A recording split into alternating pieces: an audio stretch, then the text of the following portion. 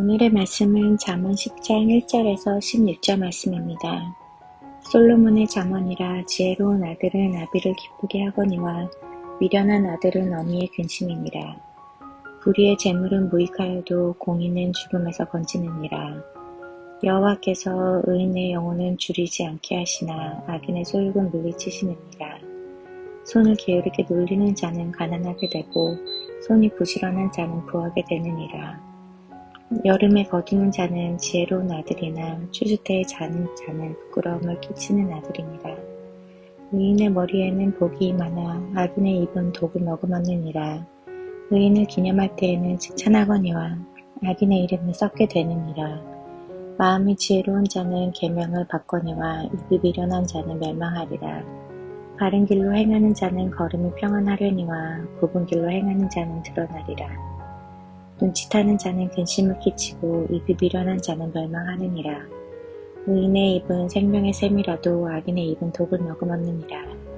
미움은 다툼을 일으켜도 사랑은 모든 허물을 가리느니라. 명철한 자의 입술에는 지혜가 있어도 지혜 없는 자의 등을 위하여는 채찍이 있느니라. 지혜로운 자는 지식을 간직하거니와 미련한 자의 입은 멸망에 가까우니라. 부자의 재물은 그의 견고한 성이요 가난한 자의 공핍은 그의 멸망이니라. 의인의 수고는 생명에 이르고 악인의 소득은 죄에 이르느니라. 아멘. 사람은 어떤 누구를 막론하고 단 한 번의 인생을 살게 됩니다. 사람도 동물도 두 번 사는 인생은 없습니다. 그렇다면 단 한 번의 인생을 우리는 어떻게 살아가야 하는가가 우리 안에서 물음표로 남게 됩니다. 그래서 어떤 누군가는 단 한 번뿐인 인생을 즐기며 살자는 생각을 가지며 사는 이도 있고, 또 어떤 이는 부끄럽지 않게 열심히 사는 이도 있을 것입니다. 그러나 한 번뿐인 인생, 우리는 하나님의 말씀에서 오는 지혜로 사는 것이 하나님이 보시기에 제대로 된 인생입니다. 오늘 본문은 구체적인 지혜자의 삶에 대해서 이야기하고 있습니다. 의인과 악인, 지혜로운 자와 미련한 자, 불의와 공의로 나누고 있습니다. 모든 사람들은 스스로 의인으로 참 지혜로운 자로 살기 원하는 마음들이 있습니다. 그러나 결코 지혜자로 사는 것은 쉽지 않게 되겠지요. 중요한 것은 모든 악인과 미련한 자들이 스스로 악인이나 미련한 자를 목표로 살고 있지 않다는 것입니다. 모두 나름대로는 열심히 부지런히 살았고 무언가를 이루기 위해 애쓰고 노력했지만 방법이 달랐기에 그 결과가 악인이며 미련한 자가 된 것입니다. 인생을 잘 사는 것은 무엇이며 악인이 안 되고 미련한 자가 되지 않는 것은 무엇일까요? 바로 말씀을 기준 삼으면 되는 것입니다. 하나님의 말씀이 기준이 되어 인생을 살아간다면 그 길은 의로운 길이 됩니다. 6절과 7절에서는 의인의 머리에는 복이 많아 악인의 입은 독을 머금었느니라. 의인을 기념할 때에는 칭찬하거니와 악인의 이름은 썩게 되느니라.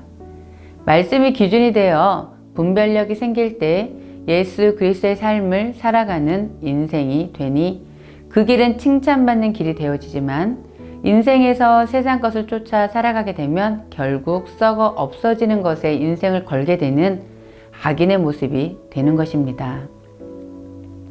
요즘 자주 듣게 되는 말 중 하나는 시간이 너무 빨리 간다입니다.